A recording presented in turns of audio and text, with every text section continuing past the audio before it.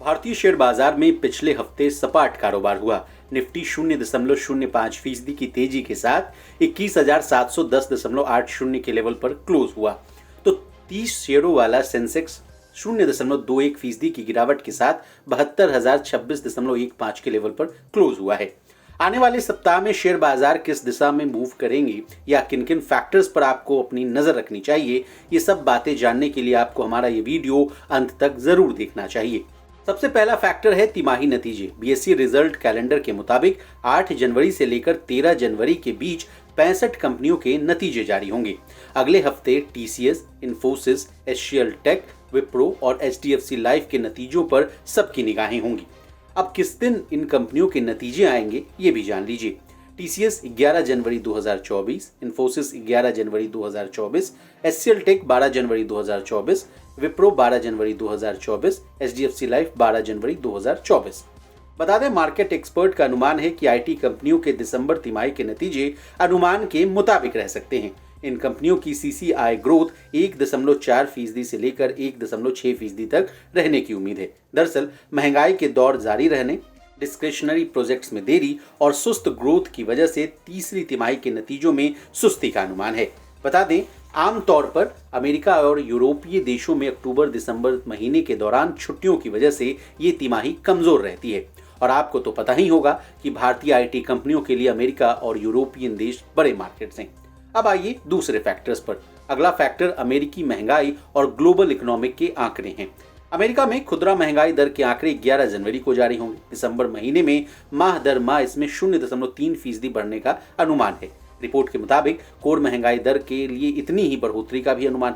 बता दें, कोर महंगाई में फूड और एनर्जी कीमतें शामिल नहीं होती हैं। और तो और महंगाई के आंकड़ों के आधार पर ही तय होगा कि अमेरिकी फेडरल रिजर्व कीमतों को ऊपरी स्तर पर बनाए रखता है या इसमें कटौती करता है। हालांकि फेड ने संकेत दिए हैं कि इस साल दरों में 3 बार कटौती देखने को मिल सकती है। अब आइए घरेलू फैक्टर्स पर। घरेलू मोर्चे पर बात करें तो दिसंबर महीने के लिए खुदरा महंगाई आंकड़े 12 जनवरी को जारी होंगे।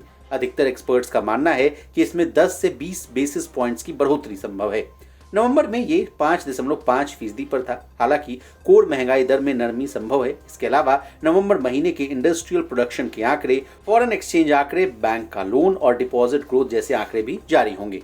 लाल सागर संकट वाला मामला भी जानना बहुत जरूरी है। लाल सागर में संकट फिलहाल खत्म होने का नाम नहीं ले रहा है।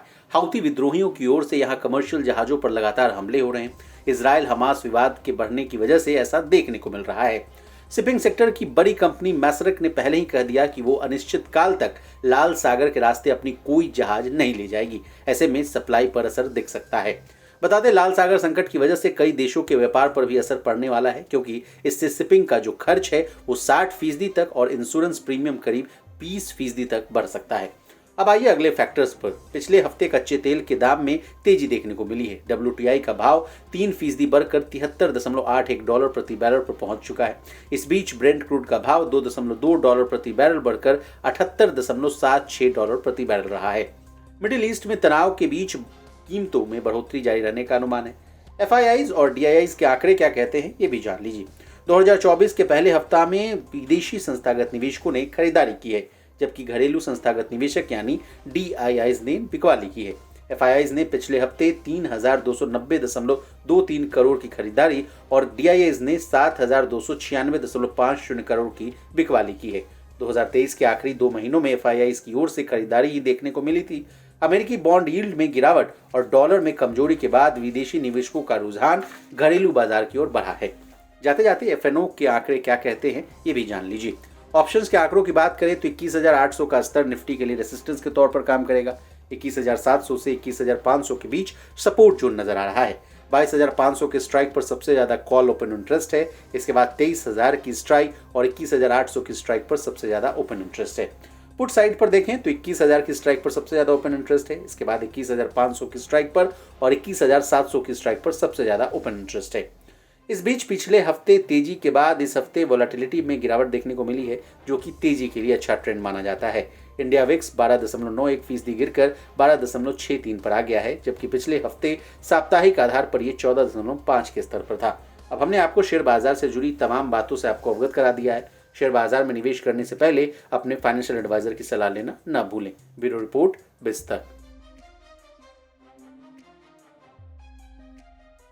बिस्तक आपके लिए लाया है प्रीमियम मेंबरशिप प्रोग्राम, जहां आपको मिलेंगे कई सारे फायदे, जिनमें मार्केट न्यूज़लेटर, लाइव चैट पर आपके सवालों के सबसे पहले जवाब, मार्केट आउटलुक, वीकेंड पर मार्केट स्कैन, एंकर्स के साथ चैट और भी बहुत कुछ। इस प्रीमियम सब्सक्रिप्शन में 3 तरह के प्लान्स हैं, सिल्वर, गोल्ड और प्लैटिनम, जिनकी शुरुआत मात्र 159 रुपए महीने से होती है। इससे जुड़ना भी बेहद आसान है। बिस्तक के YouTube चैनल पर जाएं, ज्वाइन बटन पर क्लिक करें और अपना प्लान सिलेक्ट करें। बस बन गए आप हमारे प्रीमियम मेंबर।